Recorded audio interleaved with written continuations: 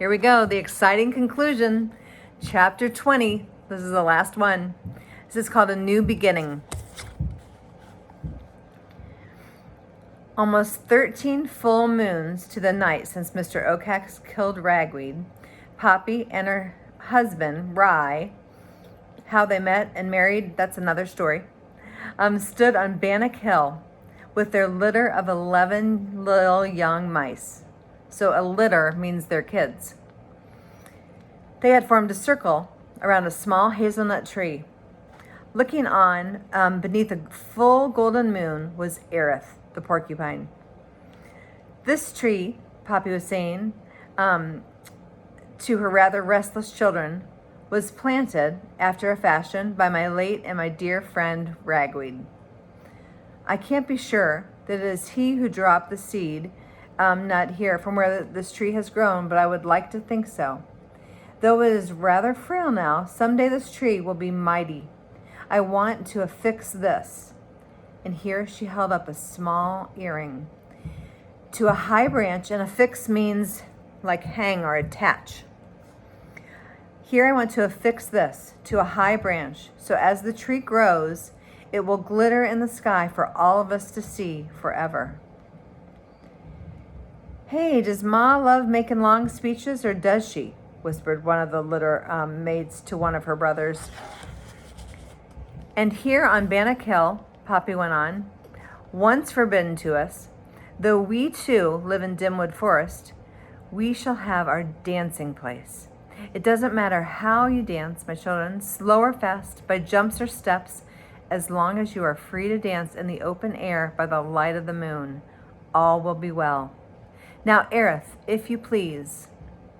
Old Aerith, murmuring, mouse muck, under his breath, gave a gaunt, but began to shake and rattle his quills until he settled into a steady beat.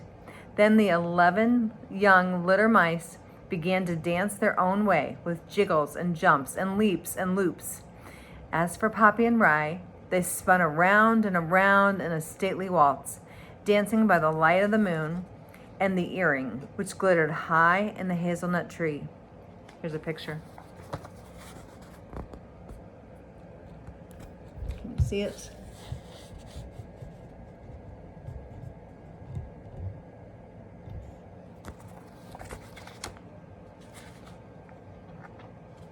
And that's the end. Hooray! What a great book. All right, so friends, again, Poppy is written by Avi or Avi. I think it's Avi. I'm not positive. Anyways, you have the capabilities of taking AR quizzes from home. So everybody can take an AR quiz on Poppy. All right, make sure you take one on Frindle too, since you finished that up, hopefully. But take an AR quiz on Poppy. And then we'll talk about it when we're all back together. And hopefully Mrs. Dinkman's going to find another book for us to read and for us to look through. Hold on one second.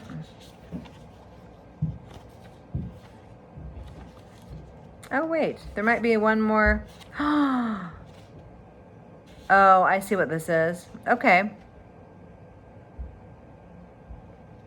This is the second book. I'll read it. This will be great. This is another book. This is the book that follows. So it's a series. This follows, the book follows Poppy. Actually, I think the first book was Ragweed.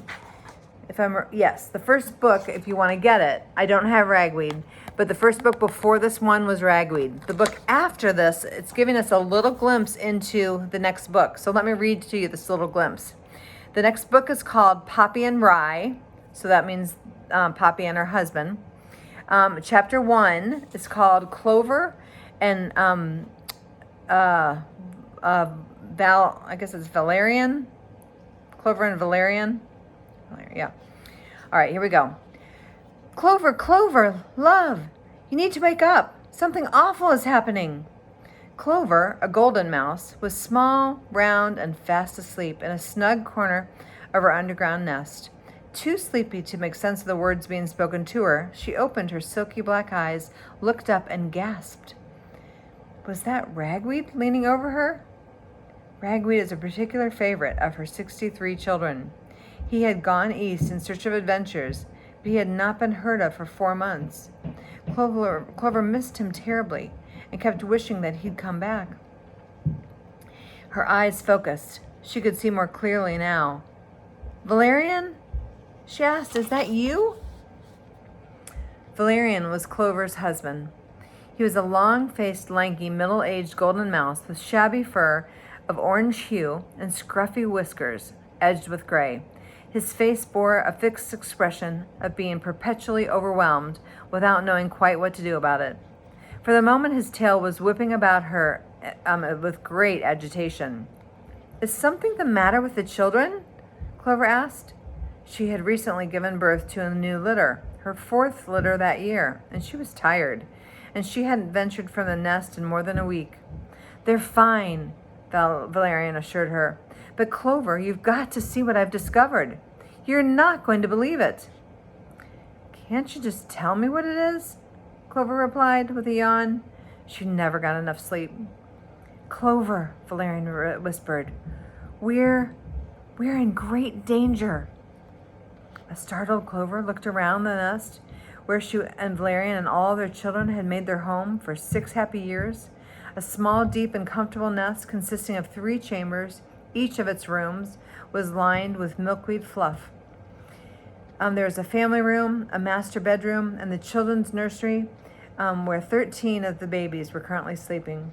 The most recent litter, 3 in number and barely a week old, were still blind and without fur.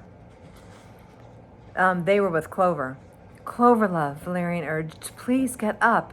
It's not the children, but it will affect them badly." With Clover, an appeal to family never failed. She forced herself up. The 2 mice made their way to the entry hole to the ground surface. The long, twisting tunnel had a few storage rooms, one filled with nuts and the other one with dried berries, and a third one with seeds. They were built into the walls. Though Clover was, as usual, hungry, there was no time to eat right now. While Valerian reached the ground surface, he stuck his nose out of the entry hole, sniffed, and then gazed about. Certain there were no foxes, wild cats, or snakes, or any other danger about, he hauled himself out of the hole. Clover followed. Tall, leafy trees, bushes, and brambles. Hold on 1 second. Here's a picture. You see it?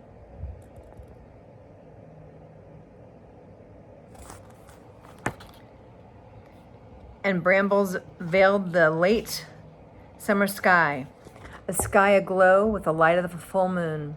The air was humid, the breeze soft. Barks and buzzes, grunts and chirps seemed to come from everywhere and nowhere all at once.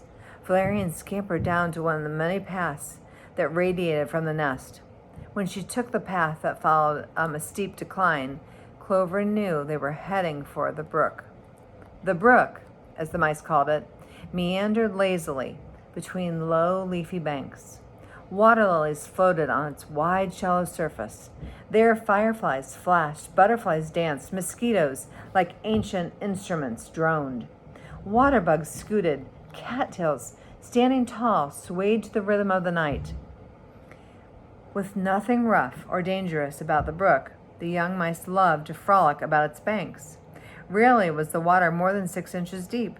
Splendid to splash in, fun to swim in. Sometimes the mice made rafts out of bark ships and went boating. Indeed, there was a closeness of the brook and a serenity that caused Clover and Valerian to build their nest and raise their family where they did. That night, everything changed. The water was muddier and deeper than it ever had been before.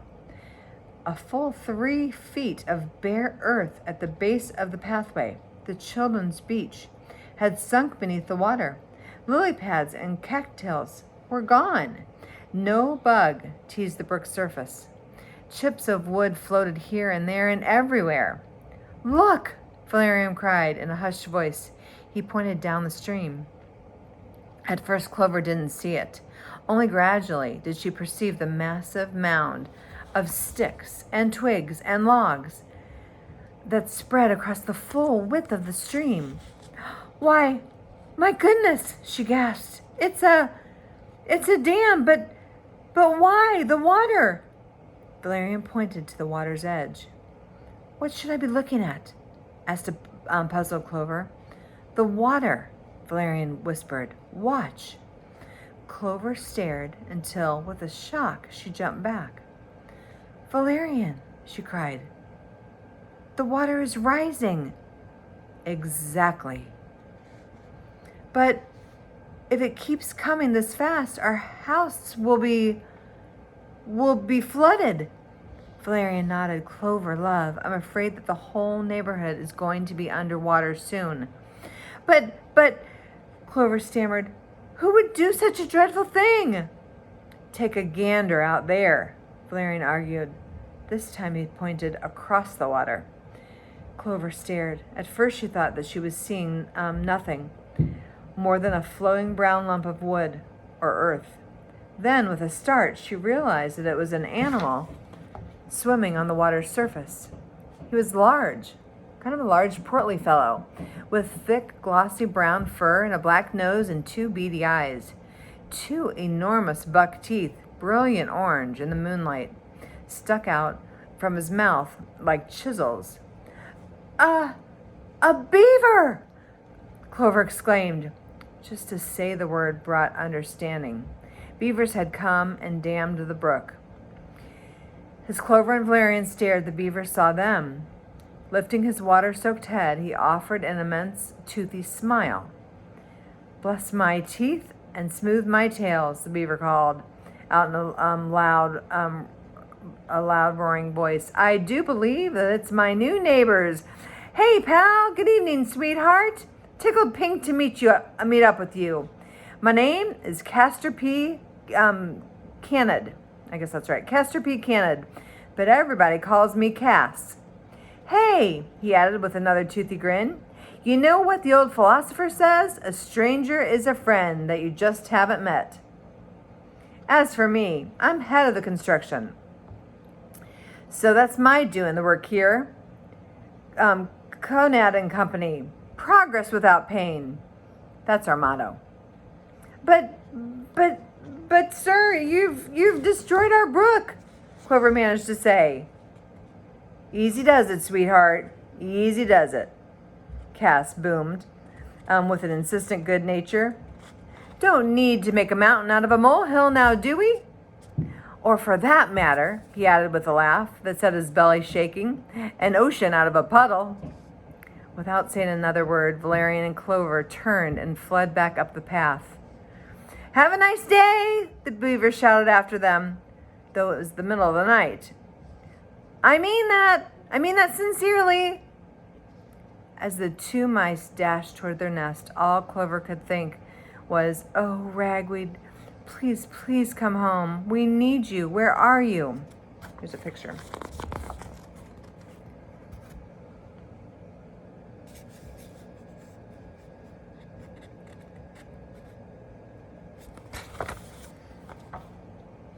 Let me see if it goes on. I love it.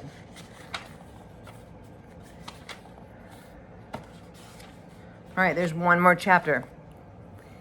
Chapter 2 is called Poppy and Aerith. It was cool in Dimwood Forest, though the high canopy of trees, flecks of sunlight, sprinkled the earth with spots of gold. But on the floor of the forest, inside the long, hollow, and decaying log, it was all stink and muck. "Oh, skunk whistle," mocked the old porcupine who lived in the log. "Who cares? Foot fungus about Ragweed's family.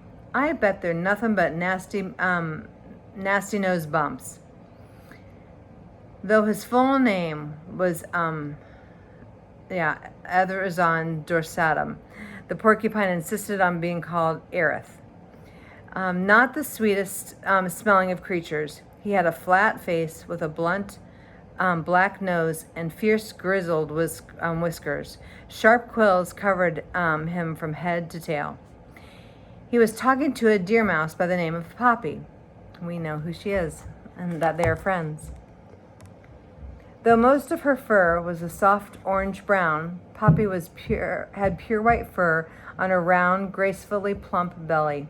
Her whiskers, which stuck straight out from her delicate pink nose, were quite full. Her toes were small and her tail was long. As for her ears, they were relatively large and dark. And from the right one hung an earring, nothing more than purple plastic bead dangling from its tiny chain. "Aerith," Poppy explained, "if something happened to a child of yours, wouldn't you want to hear about it?" "Look here," the porcupine said, with something close to anger. "I thought you liked living in my neighborhood. I thought you were my friend. But if you want to trundle off, forget me, and make new friends, start a new life, go ahead. I've got plenty of things to do." "Like what?" Poppy asked. "Well, eating," the porcupine growled, "and sleeping." With a rattle of quills, Aerith moved off to the far end of the log. "Aerith," Poppy pleaded as she followed after him, "let me try to explain one more time. Ragweed was a golden mouse. He was like no one I'd ever met.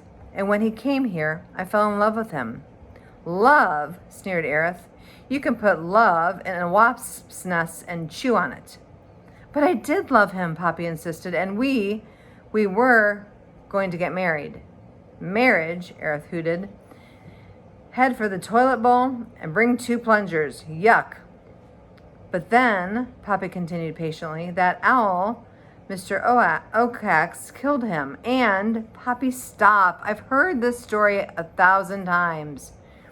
"But all I want to do," an exasperated Poppy continued, "is tell Ragweed's parents what happened to him. Don't you think that they should know?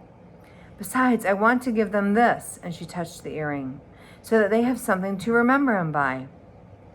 "Listen, Swamp Mouth," Aerith said. "Take my word. They don't care what happened to him, no more than I do. Wise up. You'd have to be a mushroom mucus to know that." "The thing is," Aerith, Poppy persisted, "the trip would be so much nicer if you could come along with me. It'll be like an adventure. We'll get to see the world together." "Oh, frozen frog pipes," Aerith cried. "I don't want to see the world. I hate going places. I hate doing things. And I like to be alone. Most of all, I'm sick and tired of hearing about Ragweed. So beat it." The porcupine continued on toward the far end of his log. A frustrated Poppy let out a sigh, tenderly fingering Ragweed's earring, and then went to the open end of the long log and gazed at Dimwood Forest. The forest of towering trees was her home. One moment it was dark, the next moment it was light. Usually serene, the forest often exploded with noisy life. Though Poppy loved the forest dearly and would miss it, she felt a great need to make this journey. Poppy had to acknowledge that there was no particular reason for Aerith to go. He had never met Ragweed. Besides, Poppy hardly knew where his home was. Ragweed had never really offered much detail about it. The woodlands was all he called his home area. He said that it was a few miles west of Dimwood Forest. His family nest, he had once told her, was on the banks of a brook. He referred to it as little more than the brook. "It's a decent spot, girl," Ragweed had told her. "But now what I'm saying, like Dullsville, totally nothing ever happens there," he'd say. "Tell me about your parents," Poppy had said to him. "Well, their names are Clover and Valerian," he said. "Pretty cool for parents. But hey, like I need to see the world. And I did, too." "Did they give you permission to go?" Poppy asked, impressed by Ragweed's story. At the time, not only hadn't she gone far from where her own family lived, she was certain her parents would never, ever allow her to travel. Ragweed laughed. "Nah, they weren't too easy about what I was doing, particularly Clover, my old mouse. But girl, a mouse has to do what a mouse has to do." "Won't you ever go back?" Poppy wanted to know. "Oh, sure, someday. And hey, dude, I'll take you there," Ragweed promised. "Bet you'll like my folks. They'll think you're really sweet." Why? 'Cause you're my main girl. Then Poppy remembered Ragweed had winked at her with a sense of his saucy being. But Ragweed had died, and Poppy wanted to tell his parents what had happened. Maybe, she mused, it was her way of saying a final goodbye to a mouse that she had loved. Still, to go all that distance alone would be quite an undertaking. It was not that Poppy was frightened of the distance or of being alone.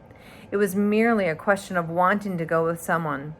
True, she had plenty of sisters and plenty of brothers, cousins too, for that matter. Still, she could think of no better companion for an adventure than her best friend, Aerith. But now the porcupine had said no. Poppy sighed.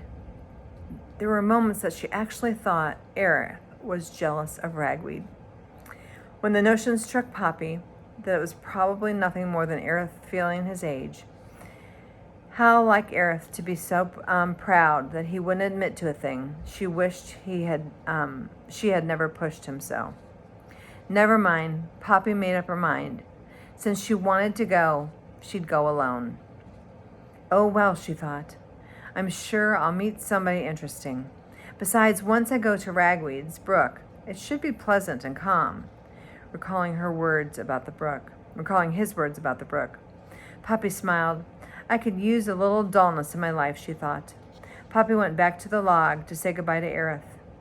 He was at the far, smelly end, licking a hunk of salt, as if it were a lollipop. Here's the picture.